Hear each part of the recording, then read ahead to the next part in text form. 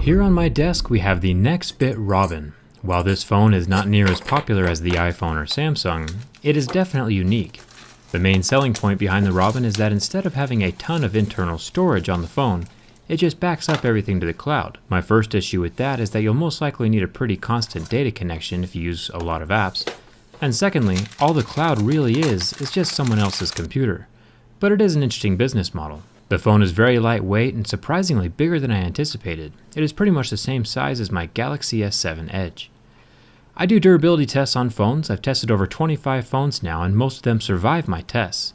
Only 3 so far have catastrophically failed. Let's start the scratch test. The Nextbit Robin has Gorilla Glass 4. These pics will tell me where the screen falls on most scale of hardness. No surprise that the screen starts to scratch at a level 6. This is definitely the norm for smartphones these days, especially with Gorilla Glass. Unless it has a plastic screen like the Droid Turbo 2 and the Galaxy S7 Active. The 5 megapixel front-facing camera sits flush with the blue top, and it is made of glass, along with its black circular counterpart on the left.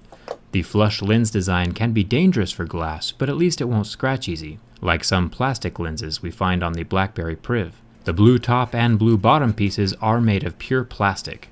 The rear 13 megapixel camera lens is also made of glass, and the dual tone diffuser is made of plastic. Both of these also sit very flush with the plastic housing. But the lens will still not scratch easy with use, and that's the important part. The main portion of the back panel is also made of plastic. Give me a thumbs up if you're glad this is my phone and not yours. If we move along to the volume buttons, we see that they are plastic as well, along with the power button / fingerprint scanner and the SIM card tray. This phone does not have an SD card slot because of that whole cloud thing they got going on. Now for the burn test on this 5.2-inch IPS LCD display. This phone lasted 11 seconds with the flame directly applied to the screen. Then the pixels turned off. But as the phone cooled down, the pixels recovered, turned back on, and were fully functional again. Not every phone recovers. The Galaxy S7 Edge that you saw previously in this video has a permanent burn mark on the screen after the flame test. The phone screen is cool to the touch within seconds. Remember that I have tested over 25 phones now and only 3 have catastrophically failed. Let's move on to the bin test. This Robin did not make it very far from the nest.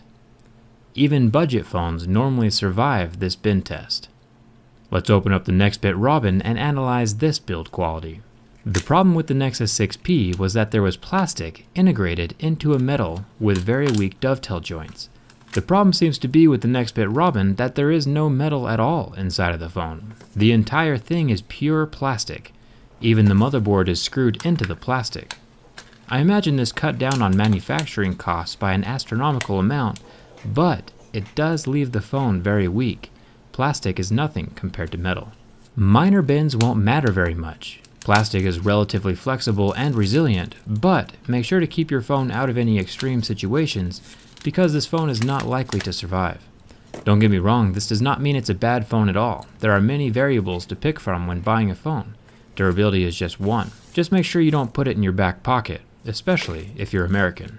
I have ordered the OnePlus 3, that'll be here very soon. Make sure you're subscribed so you're first to know if the build quality of that phone is as good as the other OnePlus phones I've tested. Now if you'll excuse me, I have some glass to clean up. I'll just put the Robin on my shelf of shame next to my Nexus 6P, the Mi 5, and the HTC M9. Behind the scenes can always be found on my Twitter and Instagram. Thanks a ton for watching. Hope to see you around.